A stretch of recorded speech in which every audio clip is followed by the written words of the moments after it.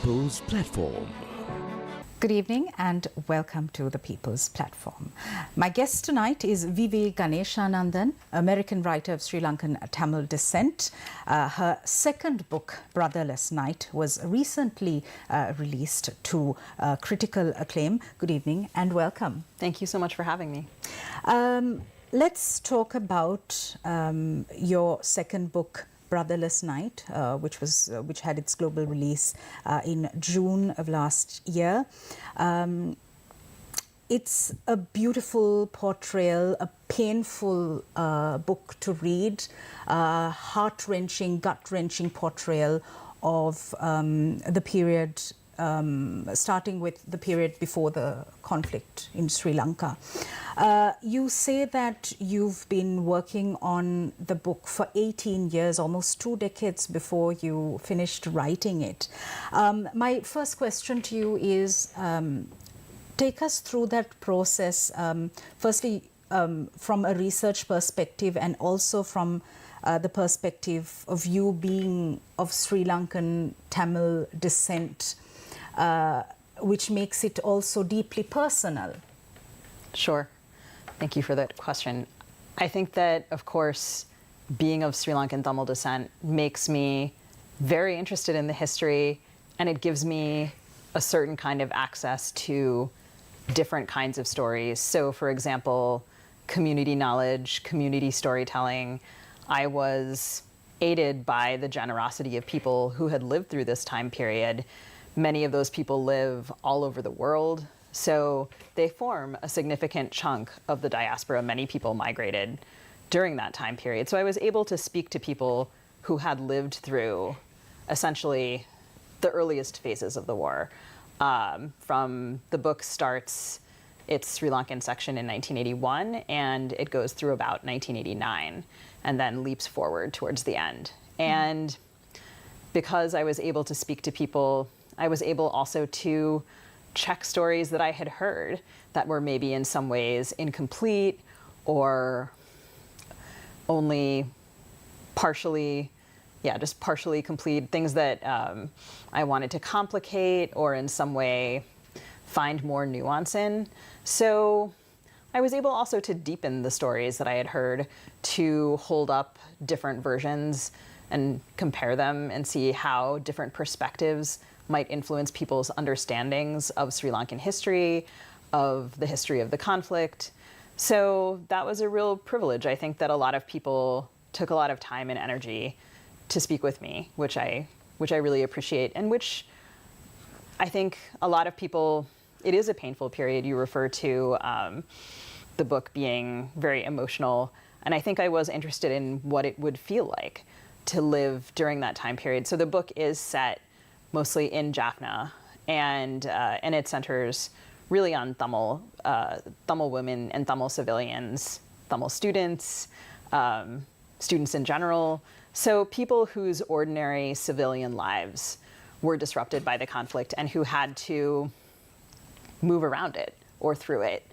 And I saw people and read about people display a tremendous amount of courage and also lose a lot during that time period. So to write about what that loss was like, and also the ways that people came together through that time period to support each other, specifically in civil society and specifically through collectives of women, was something that was really interesting to me. I'd like your perspectives on how you bring in this concept of human dignity, which is so inherent and intrinsic to each of us. And how this concept of human dignity is played with, tampered with by state, by other forces, with varying political interests. Yes, I think I was interested in this particular time period in part because these were some of the earliest years of my conscious life. So some of my earliest memories are of reading about the conflict or seeing scraps of it on television. And it was also a period of the conflict when there were really multiple actors involved in the conflict. So you have, of course, multiple Tamil groups. You have the Indian peacekeeping forces, you have state security forces, you have civil society, you have the international community. And all of those, even the borders and boundaries between those groups are messy and porous, and they are fluid, they shift and change. For example, the Tamil militant groups, there were certain groups, and then some groups were defeated by others, and then new groups were formed. And so throughout Sri Lankan history, you can see political parties and political groups rise and fall, and you can also see that within the conflict. So I was interested in the ways that all of these actors were acting not only on each other, which I think is often the predominant story of the conflict, but really the ways that they were affecting the lives of civilians, the ways that militarization affected civil society, and what it meant to people to live in proximity to that in ways that altered their everydays, altered the natures of their families, their relationships with their closest and dearest loved ones, with their friends, with their teachers, their relationships with space and setting. It's a different thing to go to, if you go to your classroom and in some way one of your classmates is reporting on you to someone else. How does that change the nature of the conversation? How might that change your response? How might you think around or through that? In what ways did people work to keep conversations with each other? So during that period of time, there was a group of university professors, university teachers for human rights, Jaffna, a group of 4 professors who did work to document a lot of what was going on. So I was able to draw very heavily on their work, which was extremely meticulous and careful and thoughtful, and which I admire a great deal, and which is actually, for the most part, really frequently available in university libraries, I think, around the world. Those documents are often there. So I did speak with people, and I did read things that had been published, in and about Sri Lanka. And there's a lot of that material that's actually already on the shelf. It's just not in the form of fiction all the time. Throughout the course of the book, something that we see is how agency is taken away forcibly from the protagonist and the other characters who we grow to know and love. And also the subjugation, the fear, psychosis that they suffer as a result of what is happening in the country politically.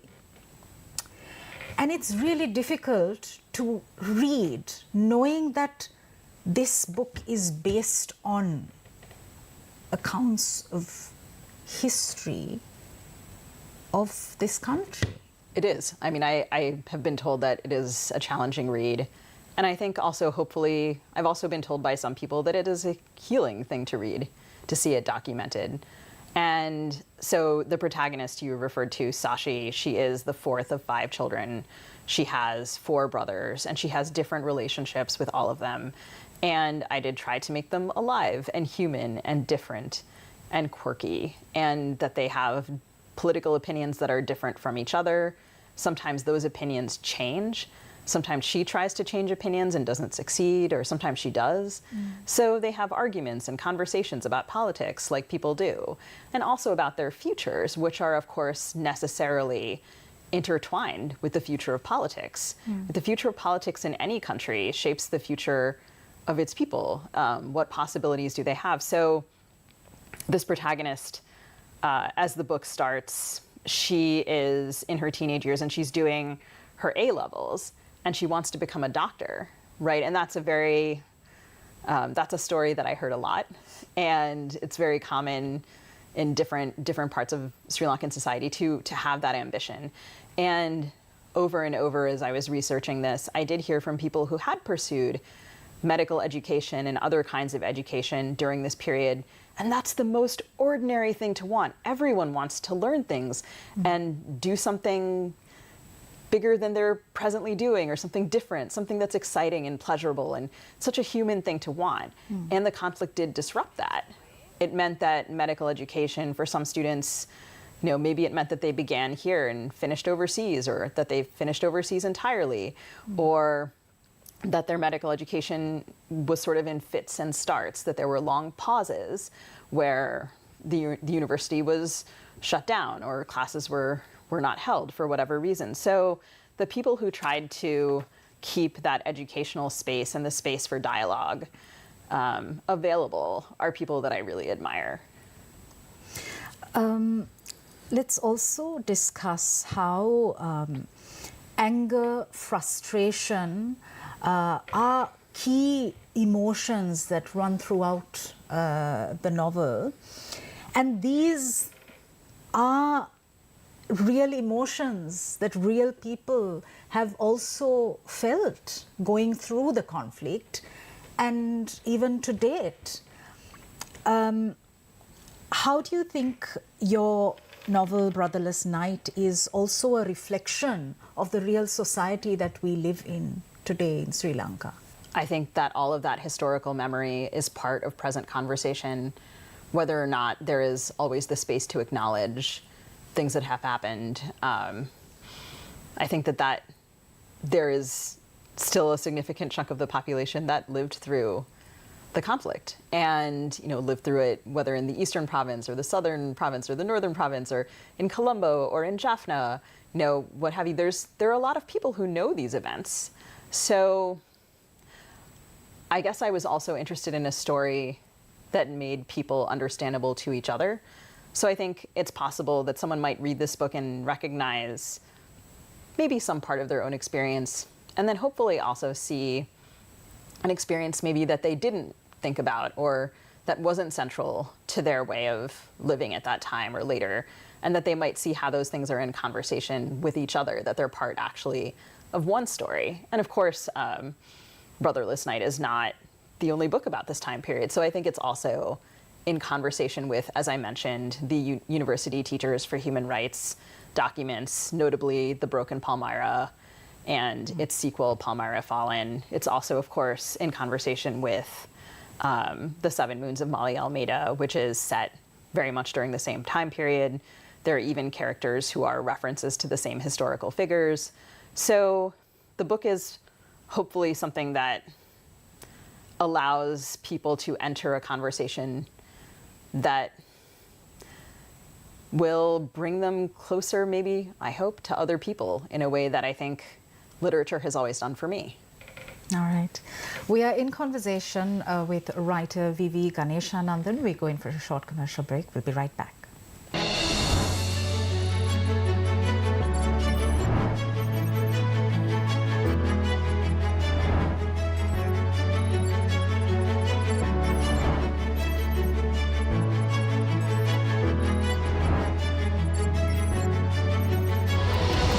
The People's Platform.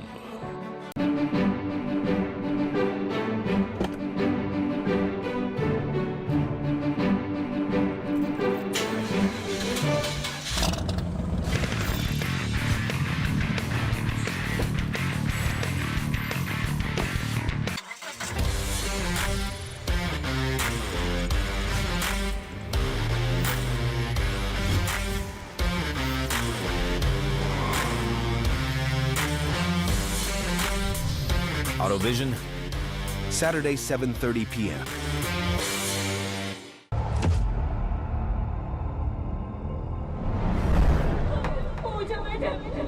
Miss Pooja, Miss Kete me kade.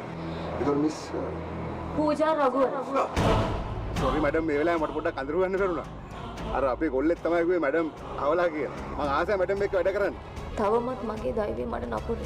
අතීතයේ අඳුරු හැවිනලි තාමත් මගේ ජීවිතය අහුමුළු වල තියෙනවා. ඔයාව කියන තරම් එයාව අන්දන්න රවට්ටන්න ලේසි නෑ. වෙලාවක ඔයාව ඔෆිස් එකෙන් එලවලා දාන්න බැරි. ඔයා වරදක් කළාද නැද්ද කියලා මම හිතුවට වැඩක්. තමන් වරදක් කළාද නැද්ද කියන එක තමන්ට හිතෙන්නේ. නීල පවලු අද රාත්‍රී 9ට සිරස ටෙලිතිරයෙන්.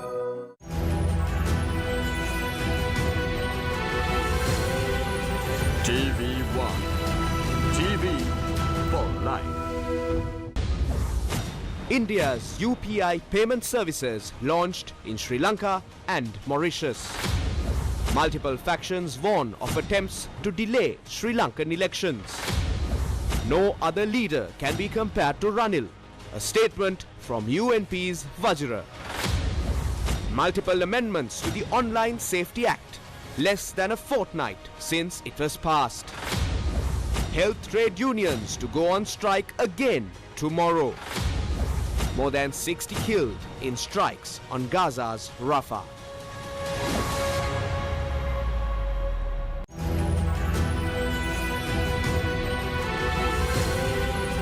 TV1. TV for life.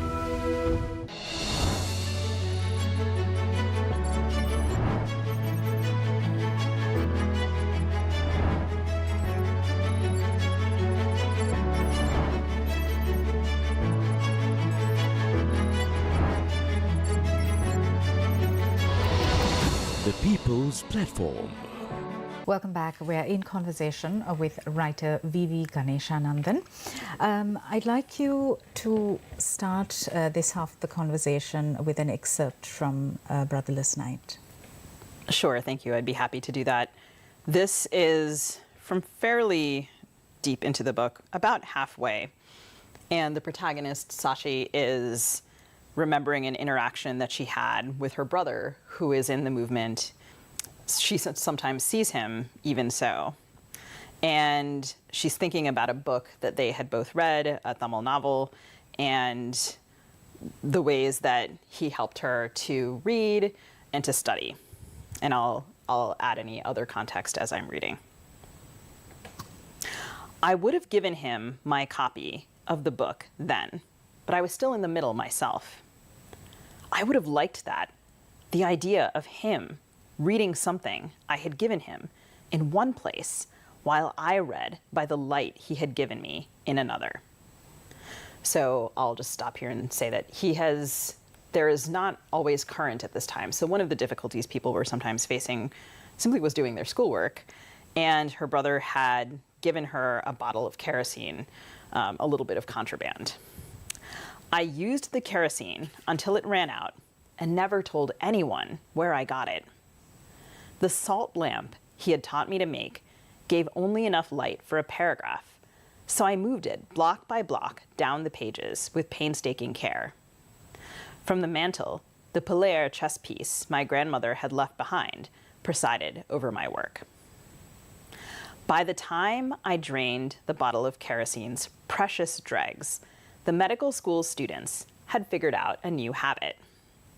We stood under the street lamps outside the Jaffna Teaching Hospital to study. The area around there had been designated a safety zone to preserve it from aerial attack, and the lamps had tube bulbs that faced the sky and emanated a precious and unnatural brightness. Every night, 100 or so people would cycle with their books to crowd under those lamps until they went out. Those jostling for space ranged from year 5 children aiming for scholarships to my batchmates. One night I stayed particularly late preparing for another exam. As I packed up my belongings, I saw across the street a tall and solid and recognizable silhouette reminiscent of Appa's. Was it? I lifted a tentative hand. My brother raised one back. Inwardly, I cheered. He had guessed or known that I would be there. An idea seized me. I had just finished the book he had given me, which I could pass back to him as he had handed so many books to me and as we had always read together. What would we say to each other when he had finished it? Swinging my bag onto my shoulder and hurrying onto my bicycle, I passed across the light's threshold into the dark. I could see him in the shadows just ahead. "Dailanana," I called out. "Wait." But the figure I had thought was him began to bleed into the night, its edges becoming less and less discernible. Before I could reach him, he was gone. There was no proof that anyone had seen me, or that I had seen anyone. I was left with only the echo of togetherness, my own sure feeling that he had come. That was beautiful, thank you.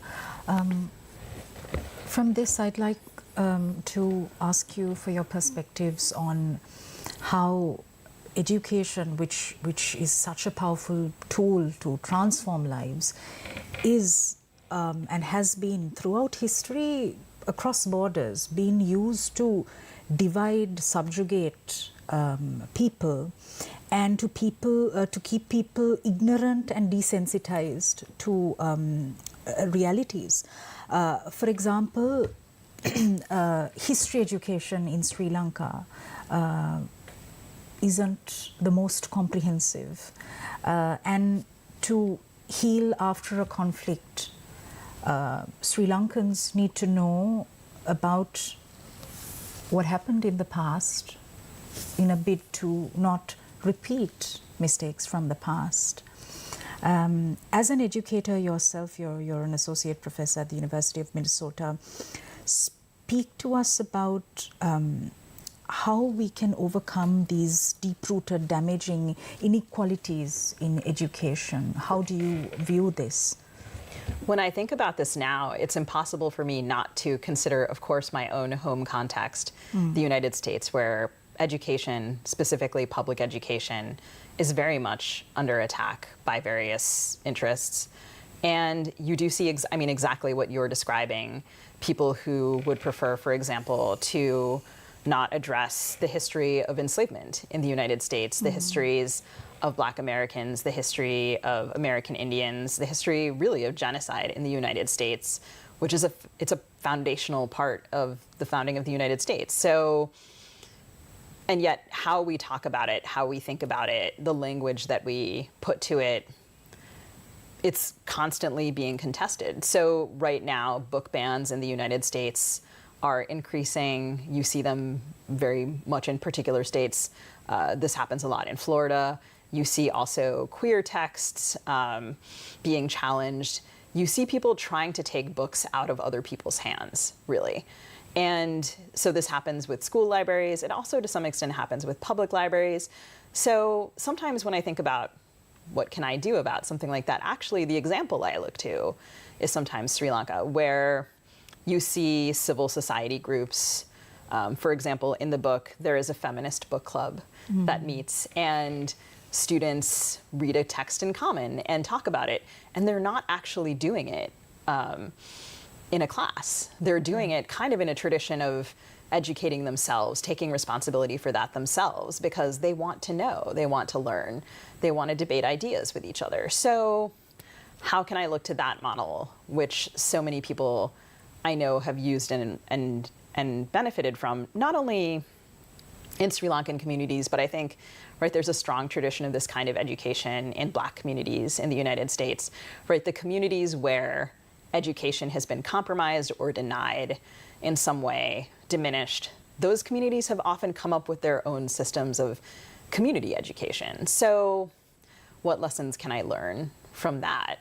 And I think particularly now that people want the curriculum to be limited in a certain way, or to put forth a certain kind of narrative and not allow room for argument, where can we create room for those arguments, for the nuance, if it's not going to be in schools? There is often a danger that it is always the dominant narrative that is sort of perpetuated, which leads to a very exclusionary way of going about things across the board.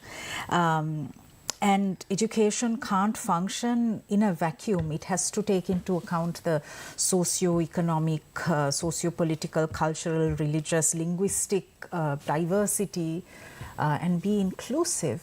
Yes. How far away do you think we are from achieving that? Insularity is not educationally advantageous or culturally advantageous particularly. And here I think there is some work to do in that regard. And, you know, language parity is one example of a way in which, you know, in what ways can people be in conversation with each other when they don't always have language in common? And I was just speaking to someone earlier today who told me that he was about to start Tamil lessons. And I thought, that's so exciting. What a great step to take. So I I do hear about people who are thinking about, how can I learn English? How can I learn Sinhala? How can I learn Tamil? How can I be in conversation with more people? How can I engage rigorously with my own community and also with others? The arts are a way of people processing their traumas, and we see this throughout the Sri Lankan community, the Sri Lankan Tamil diaspora community as well. But art must be used as a bridge builder as opposed to being a divider. But it's not simplistic. It's a very complex thing. You can't just order people how to make art. But also, it's important for art to bring people together as opposed to dividing people, because we've seen enough division. How do you view this?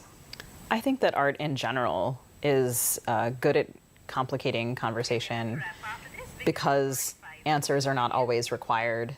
It's a space in which people can be uncertain or can allow more than one answer to coexist. So, I mean, this novel is almost 400 pages long. It has lots of things in it that reflect a lot of different experiences. So there's space for different narratives to run parallel to each other, to intersect. And I think fiction in particular, or at least the fiction that I'm interested in, right? I'm interested in what did it feel like? What were people's minds like? What were people's consciousnesses like? And I do think actually that that's something that fiction can approach. So I can actually imagine other people. And it's interesting and joyful, actually, often to do that, right? I mean, art is a way of processing trauma. It's also a way of expressing joy or solidarity. And, archiving beauty or observing it. So it's a way of paying attention to the world also. So it's a way of paying attention to other people, learning to read them better, more carefully, with more faith and fewer assumptions. And finally, the concept of identity and belonging. Where is home if I have to constantly be looking over my shoulder, where I feel like I don't belong? Well, I'm a diasporic person, so the question of home is, I think, always very complicated for me, even within the context of the United States. I have lived in so many different states, and I actually consider virtually every state that I lived in to be a kind of home for me. And I also feel to some degree that when I come here, I am coming home, because there are varieties of understanding and experience that I can find here that resonate with my own that I can't find anywhere else. So belonging can take a lot of different shapes and forms. It can move in different ways, and there are also ways that we can extend it to each other. And I do think that one of the ways that people can do that is by reading. V.V. Ganeshananthan, thank you so much for immersing yourself in a work that is so deeply personal as it is painful. Thank you. Thank you so much for having me on the show. I really appreciate it. Thank you for watching us. We'll see you again tomorrow. Good night.